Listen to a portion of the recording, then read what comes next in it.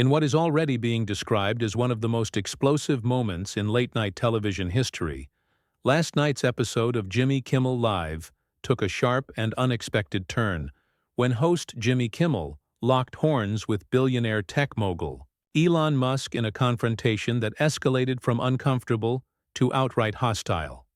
The episode began like any other: upbeat music, a warm studio crowd, and Kimmel in his usual sarcastic stride.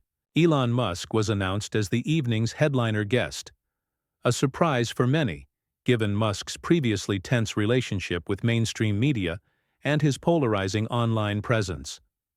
Nevertheless, Kimmel invited Musk on stage with a grin that, in hindsight, may have masked an entirely different intention.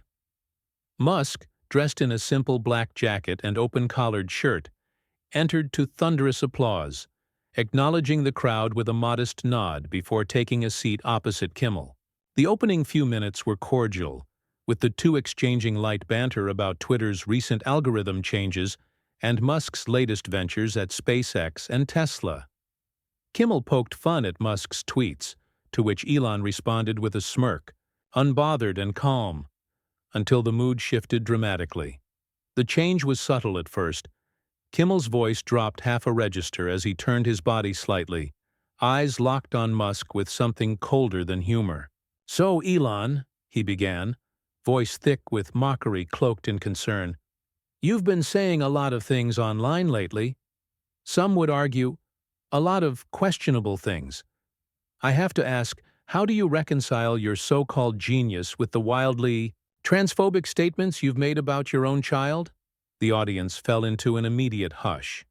Musk's smile stiffened, his posture didn't move. Kimmel didn't wait for an answer. "I mean, it's 2025, Kimmel continued, waving his hand like brushing away common sense. "Your daughter, formerly your son, has made it very clear she wants to live her truth.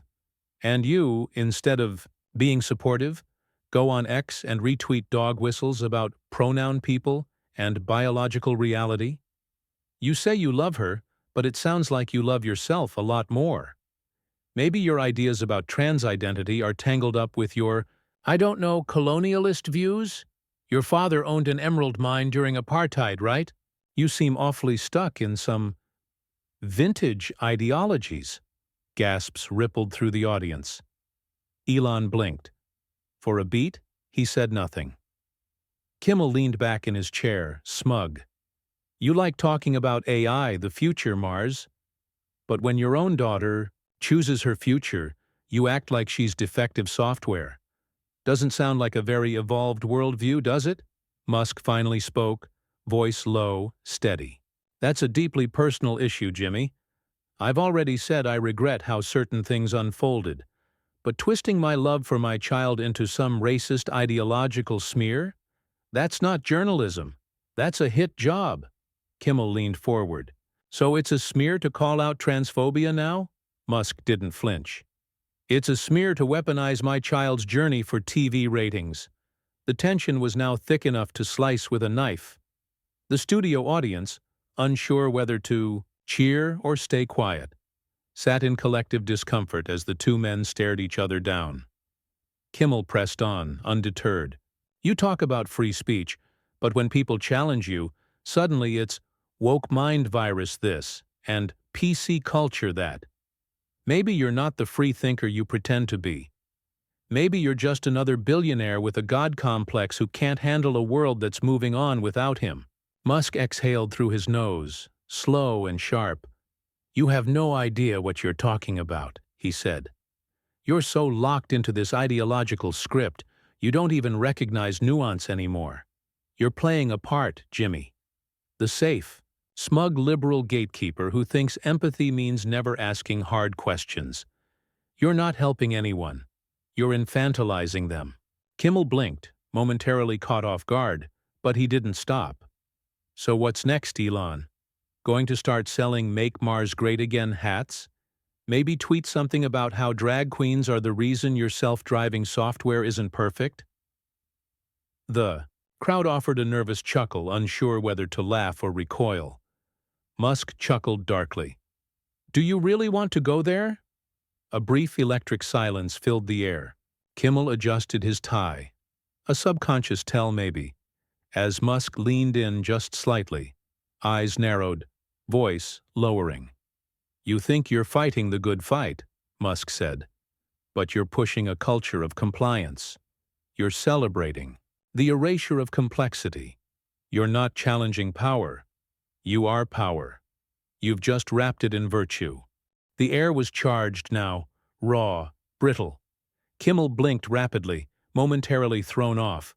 But before he could speak again, Musk continued. "People are suffering, Jimmy. Not because of words. Because of lies told in the name of feelings. You think I'm the villain? Maybe you should ask yourself what happens when truth becomes subjective, when reality itself becomes a popularity contest." The audience was dead quiet. And then Kimmel laughed. A short, incredulous bark of laughter. "So now you're the victim of cancel culture? Elon Musk, worth over $200 billion, wants us to believe he's being oppressed because he doesn't want to call his daughter by the name she chose?" Musk's gaze didn't shift. "This isn't about me. It's about what happens when fear replaces thought. And it's happening everywhere, not just to me. You just happen to be one of its loudest microphones." Kimmel's expression twitched. And that's when it happened. The flicker of something Kimmel rarely shows. Uncertainty. He looked out toward the audience, expecting applause. There was none. He turned back to Musk, jaw tight. "Well," he said curtly, "we're going to take a quick break." But they didn't cut to commercial. Elon remained seated, calm. Kimmel stood up, waving toward the stagehands. This was no longer entertainment. It was a public standoff. The cameras kept rolling. Somewhere off stage, a producer motioned frantically, trying to cut to commercial. But the control room, sensing the gravity of what was unfolding, hesitated. This wasn't a technical glitch or an awkward interview. This was the kind of train wreck that glues millions of eyes to a screen. Kimmel remained standing, palms resting, on his desk, staring down Elon Musk like a man who had lost grip on the script. His usual arsenal, smug wit, passive-aggressive charm, failed him. Musk, on the other hand, was immovable. He sat back, arms folded lightly, unshaken. The stillness, in his posture, unnerved everyone. "Let me ask you something, Jimmy," Elon said, his voice deceptively soft. "Do you even believe half of what you just said? Or is this just what keeps you employed by Disney?" The audience gasped. A ripple of tension ran through the studio, the kind that usually follows a punch no one saw coming. Kimmel's face flushed. "You're really going to go there? I stand up for people who don't have your power, Elon. Not everyone can hide behind a billion-dollar empire and a legion of fanboys who turn every word you say into gospel." "Standing up for people?" Musk repeated, arching an eyebrow. "Is that what you call this performance? You ambushed me. You brought my daughter into this to score points in a morality game you've already rigged. And now you're waving the 'I'm the good guy' flag because I won't bend the knee to your version of compassion." "I brought up your daughter," Kimmel snapped, "because you brought her into the public discourse the moment you mocked trans people online. The moment you dehumanized a group that's already fighting just to exist." "I mocked bad ideas," Musk replied. "I mocked ideologies that demand submission and punish dissent." "That's not hate, Jimmy. That's resistance." Kimmel leaned in, voice rising. "You're not resisting anything. You're just another powerful man whining because people are finally telling you no. You act like being criticized is oppression.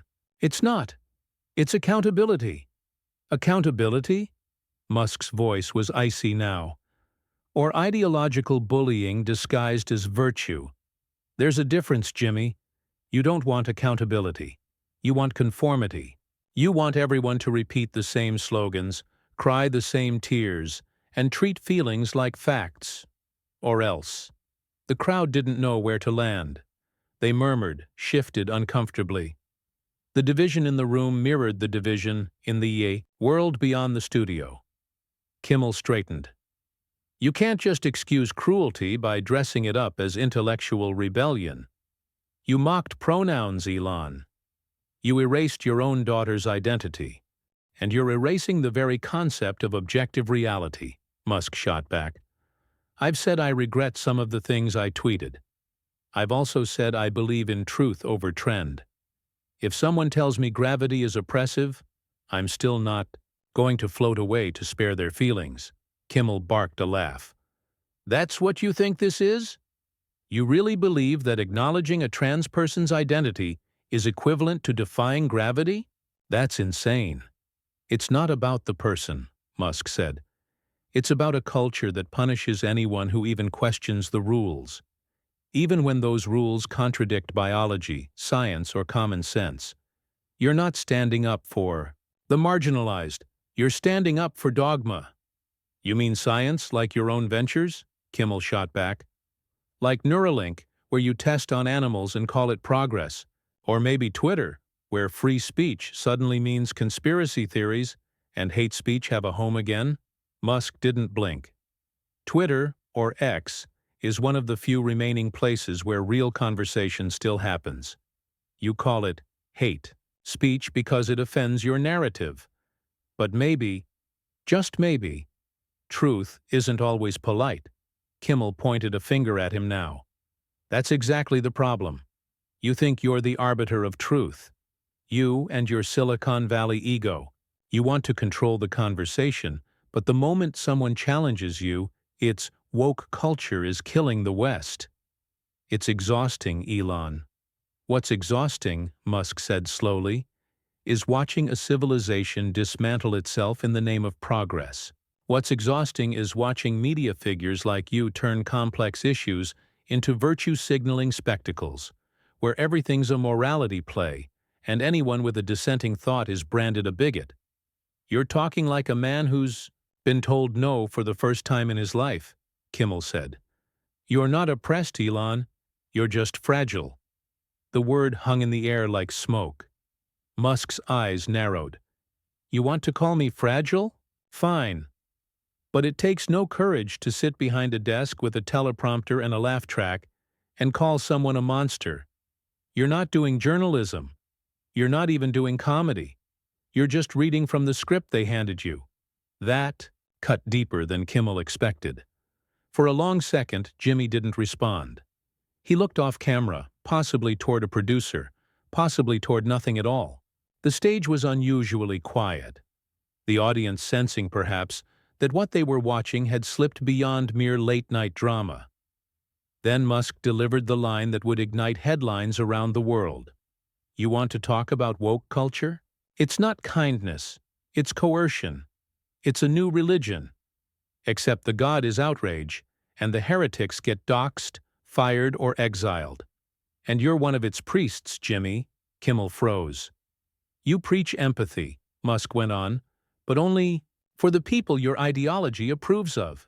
You have no room for disagreement, no room for process, only purity tests and shame. You're not liberating people. You're weaponizing compassion into a control mechanism. The silence in the room was now total. Even the stagehands had stopped, moving. Kimmel opened his mouth to reply, but no sound came out. He stared across the desk, face drained of the animated sarcasm he was known for. There was nothing to say. Not because he was wrong, but because he had lost control of the moment. The usual crowd-safe rebuttals had all evaporated. And then, in a voice that barely masked his frustration, he muttered into his mic, "We're done here." Musk tilted his head. "Is that your idea of debate?" Kimmel looked off stage. "Get him out of here." A few stagehands moved hesitantly toward the guest chair, but Musk was already rising. He adjusted his jacket, gave Kimmel a measured look, and said, "History doesn't look kindly on those who punish truth-tellers, Jimmy. Think about that." And then, with quiet dignity, Elon Musk walked off the stage, leaving a speechless host and a stunned audience in his wake. The cameras stayed fixed on Jimmy Kimmel for a few seconds longer than necessary, capturing the telltale signs of a man unraveling in real time. His posture slackened, the usual glint of irreverent humor gone. He stared into the middle distance, visibly unsettled, his fingers lightly tapping against the desk in some desperate rhythm to reclaim control. The studio air was heavy, charged, not with laughter but with the kind of tension that audiences aren't supposed to see on live TV. When the commercial break finally kicked in, almost a full minute late, the screen faded to black with an eerie abruptness, like the end of a transmission rather than a planned intermission. But the internet was already on fire. Clips of the exchange flooded X, TikTok, YouTube, and every corner of Reddit within minutes. Memes popped up before the studio lights had even dimmed. Some praised Musk for his composure and clarity, hailing him as the only person brave enough to call out what he termed the performative morality industrial complex. Others skewered Kimmel, accusing him of orchestrating an ambush, weaponizing his child's identity to score cultural points, and losing spectacularly when the script didn't hold. Within the studio, Elon's quiet exit triggered a chain reaction. Backstage, producers scrambled. Stagehands whispered frantically. A senior executive from the network stormed onto the set during the break, whispering sternly into Kimmel's ear as the host stood beside his desk, visibly rattled. They were less concerned with Elon's departure than the fact that Jimmy had let the situation spiral into something unscripted, uncontrolled, and, worst of all, sincere. When the show resumed, it was with an abrupt tonal shift. Gone was the jazzy re-intro. The camera returned to Kimmel mid-sentence, alone at the desk. His smile was back, but it was strained, brittle, like glass over a fire. "So," he said, voice lighter than it had any right to be, "that was something. Elon Musk, ladies and gentlemen. Always a unique experience." Some awkward clapping. From the audience, a few isolated cheers. But the energy was off, and Kimmel knew it. "I want to be clear about something," he added, eyes narrowing. "This show has always been a space for honesty and debate, but I won't tolerate disrespect disguised as righteousness. Not from anyone." The words were defiant, but the delivery wasn't. He sounded like a man trying to win back a room he knew he'd lost. The rest of the episode dragged. A filler, comedian, a half-hearted cooking segment, and a final musical performance that barely registered. When the credits rolled, they did so over a hushed crowd, and a host who looked like he'd aged 10 years in a single hour. But the real show was online now. A full recording of the interview segment was uploaded to YouTube within hours. Unofficially, of course. The clip soared past 30 million views before sunrise. Hashtags trended worldwide. Kimmel meltdown, Musk moment, woke war on stage. Commentators from every side of the political and cultural spectrum dissected it frame by frame. Right-wing pundits called it the cultural reckoning they'd been waiting for. "Finally," they said, "someone with a platform who doesn't bow to the mob." Liberal commentators were more divided. Some defended Kimmel, applauding him for challenging Musk on his transphobia and privilege. Others admitted, sometimes begrudgingly, that Kimmel had mishandled the moment, that he had underestimated Musk, thinking he could bait him into a meltdown. Instead, he'd set the stage for one of the most compelling and uncomfortable confrontations ever seen on late-night television. Elon, meanwhile, stayed mostly silent in the immediate aftermath. His only response came hours later, around 3 a.m., when he tweeted simply, "The truth doesn't care about your feelings. But feelings pretending to be truth? That's the real virus." It was retweeted over 1 million times by morning. Back in the real world, fallout spread fast. ABC's parent company, already under pressure from activist investors for declining ratings and allegations of political bias, called an emergency meeting. The execs debated how to spin the story. Some wanted to frame Musk as dangerous and toxic. Others warned that doing so would only further alienate viewers already skeptical of mainstream media's integrity. One insider leaked that Kimmel's job wasn't immediately at risk, But the network's faith in him had been shaken. And then, of course, came the apologies. From both sides of the cultural divide. Not to each other, but to their own audiences. Kimmel, in a follow-up Instagram story, offered a non-apology apology. "It was a tense night. I stand by my values, even when the conversation gets heated. I believe in fighting for those who can't fight for themselves. That won't change." Musk never directly addressed the show again. But he didn't need to. He'd said everything he wanted to say. And for once, not in 280 characters or less. The moment became myth. It was no longer just about Jimmy Kimmel or Elon Musk. It became a symbol of a world split down ideological lines, of truth and performance clashing head-on, of the strange, terrifying power of live television to reveal what scripted media works so hard to conceal. Some said Musk had exposed the hypocrisy of modern progressivism. Others said Kimmel had shown the risk of giving a platform to dangerous rhetoric. But no one could deny that something real had happened. Something unfiltered. In the days that followed, talk show hosts across the board suddenly became more cautious. Guests were prepped more thoroughly. Producers leaned harder on the teleprompters. Authenticity had become a liability. And Jimmy Kimmel? He returned to the air the following week, but the vibe had changed. Gone was the effortless cool. His jokes about the confrontation rang hollow, his smirks more defensive than confident. He had learned the hard way that confrontation isn't comedy, not when your opponent isn't playing along. Elon Musk had walked into a lion's den and walked out untouched, leaving behind the carcass of a once unshakable media persona. That night would be replayed endlessly in online debates, classroom discussions, political think pieces, and late-night retrospectives. It marked a turning point in how culture clashed with identity, how media confronted its own bias, and how truth, no matter how inconvenient, sometimes comes from the most unexpected mouths. And when the dust finally settled, one thing was certain. No one would ever forget the night Jimmy Kimmel tried to corner Elon Musk on live television and got dismantled by the very conversation he thought he could control.